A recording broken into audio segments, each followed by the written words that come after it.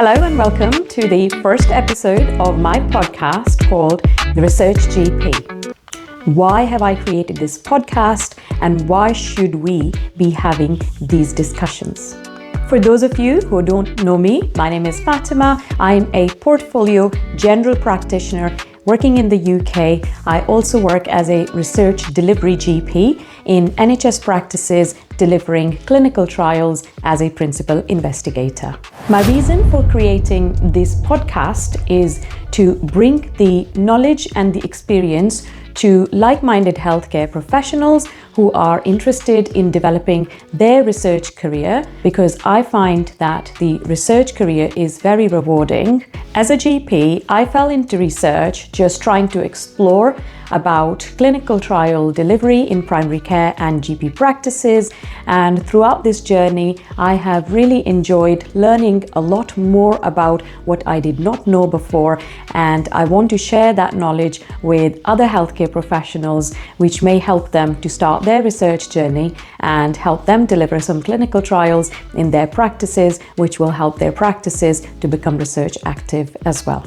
But before we start, it is really important to understand what kind of research am I talking about, what kind of research we will be delivering, and how is it possible for you as a healthcare professional to get involved in delivering the clinical trials, what kind of qualifications are needed, and how to actually practically make it possible to deliver clinical trials in your practices.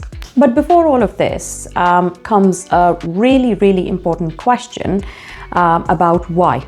Why are we talking about clinical trials? Why are we talking about research delivery? Why are we talking about primary care or GP practices getting involved in this activity? And why is it important for the UK to increase the trial activity? And how can we get involved and make that happen and accelerate research delivery within the country as well as within our own practices? So the first few episodes of this podcast will be me talking about my experiences and learning throughout my research journey, and in future I will be hoping to invite some guests over to the podcast where we will have discussions around the challenges and the barriers that we face in primary care, especially GP practices, and what is everybody else doing in the country, so we can learn lessons from them and share our knowledge, so we create a community where research is thriving in primary care, which is much needed in the UK. So clinical trials are a type of research that studies new tests and treatments and evaluates their effects on human health outcomes. Clinical trials are essential because that is how we have the medicines that we enjoy today, such as the painkillers, the antibiotics, the cancer drugs. All of these treatments have only been possible. Hundreds and thousands of clinical trials have happened in history, which have allowed us to benefit from the treatments that we have today. So in short, we cannot make any advances in medicine if we do not deliver more clinical trials, because we cannot answer the research questions. We will not have the evidence and the data to support those decisions. So clinical trials are really important to advance science and medicine for us as well as our future generations. Clinical trials are not only a healthcare activity, they are a major economic growth engine.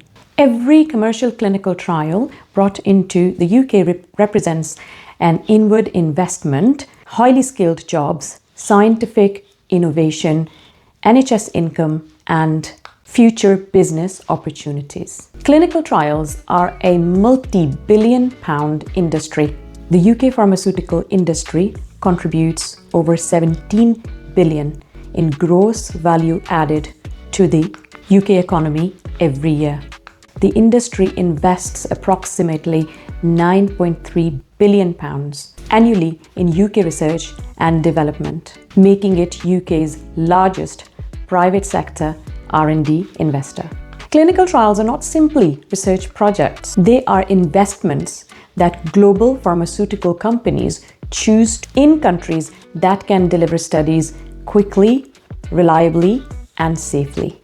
Here are some figures from the Association of British Pharmaceutical Industry, ABPI, from 2022, generated £7.4 billion for the UK economy. These trials supported approximately 65,000 jobs. They generated £1.2 billion of income for the NHS.